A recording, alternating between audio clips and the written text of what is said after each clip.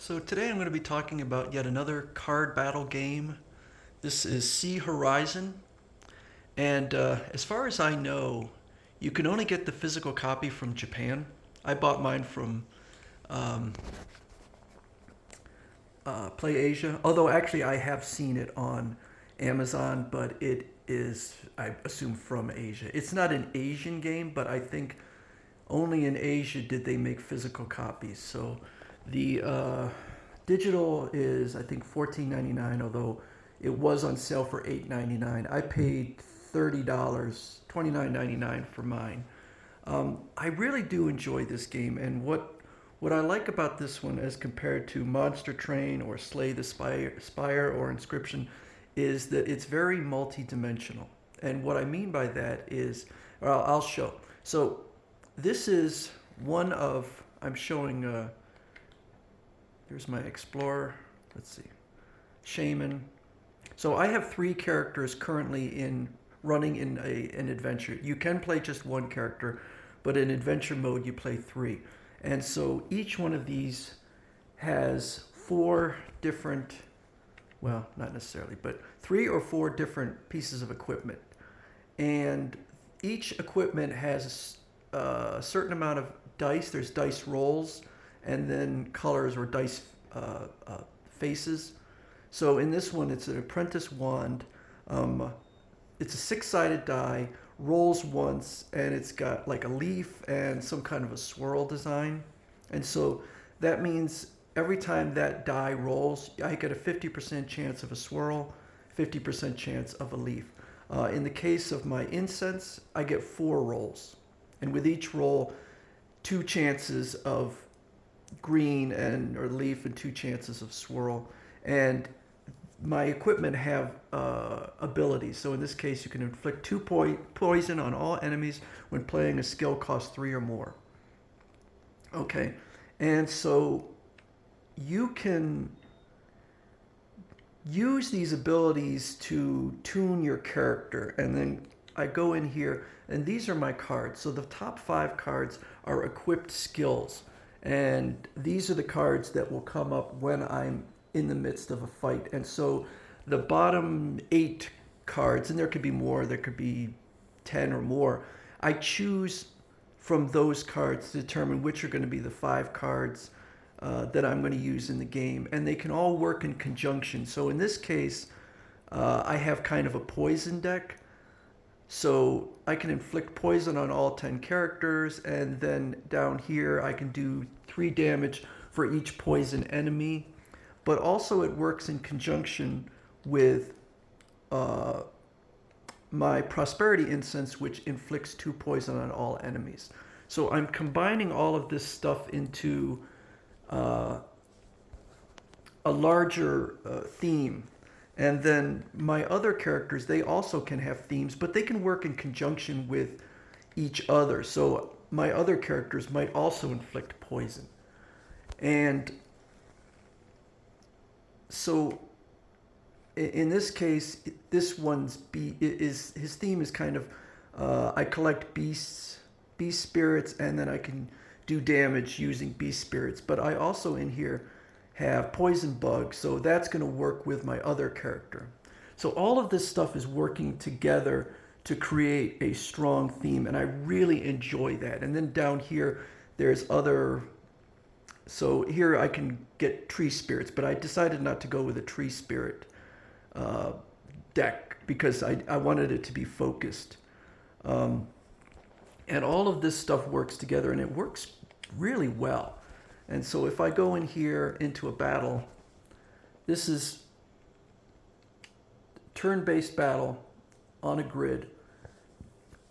And so there's my 3 characters, and there's my 2 opponents. And let's see. So I rolled, using the dice, I rolled 6 swirls, 1 leaf, and then 3 shields. And not exactly what I necessarily wanted, because my lack of leaves leaves me unable to cast Heal Wind or Toxic Mist. So I kind of would have liked to have been able to do Toxic Mist in particular. And then these characters, these enemies. So right here, he has 28 attack. He's planning on attacking. They might be doing something defensive, but in this case, they're both attacking. 28 attack. And then you can see all the abilities. This guy has ability of raid, gain 1 charge when enemies use skill that generate blocks. So if I do a block, he's going to get stronger and do more damage. So I have to pay attention to all of that stuff. And then I'm working my way through this. It is a roguelike game, so with each run you start over again. And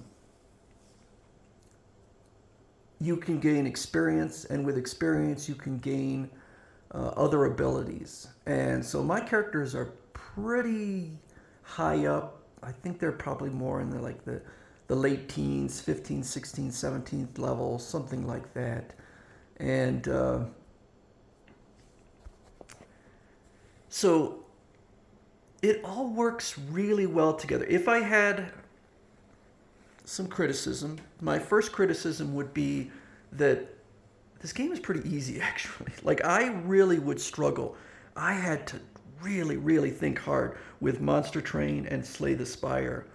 But this game, I win almost every time. I get to the final boss and win almost every time.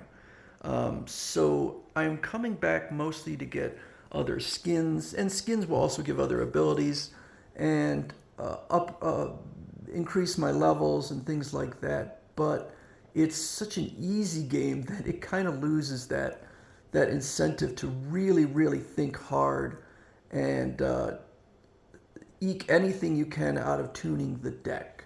The other thing is that a lot of times when I get to the end of the run, I'm kind of wishing I could do more. I kind of want to tune my deck a little bit more. And so what I do is I go through and I fight every single fight I can possibly fight. And it will make you stronger. The more fights you fight, the stronger you get. So by the time I get to the final boss, I rarely ever lose.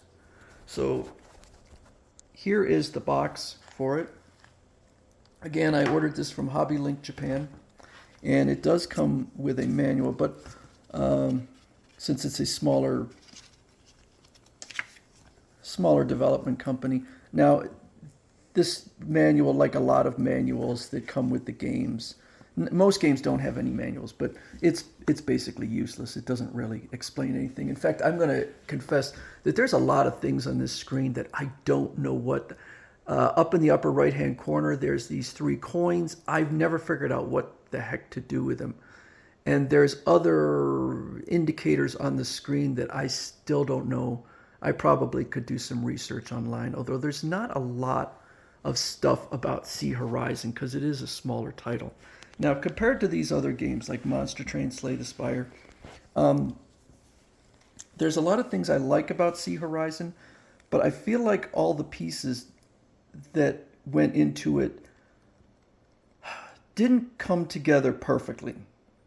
And it's like they did the hard work of creating all the pieces, but assembling them maybe not the best. So I'm going to actually put Sea Horizon below Monster Train and Slay the Spire, although it's really hard because I do love the fact, I think that more than either of these 2 games, you have the ability to tune your deck, to just tune your character. And you really don't have that kind of ability in Monster Train and Slay the Spire, and I think that's a weakness in those games. So if I put it behind Slay the Spire and Monster Train, it's just barely, because it does a lot of things really well. Inscription, I loved Inscription so much, but I tell you, it's in this group, I put it 4th. It just was too short of an experience. And it had some definite flaws in it. There are some other card battle games, but these are kind of the only ones that I feel like fall into this category. And I do like that Sea Horizons combines the deck building with the dice rolling, and you can continue to improve your items. To give you better chances to get the rolls that you want. You could see that I did not get the rolls I wanted to maximize my abilities, and so maybe I need to go in and adjust my equipment so that I have more green. Or maybe it was just bad luck. You need to figure that out.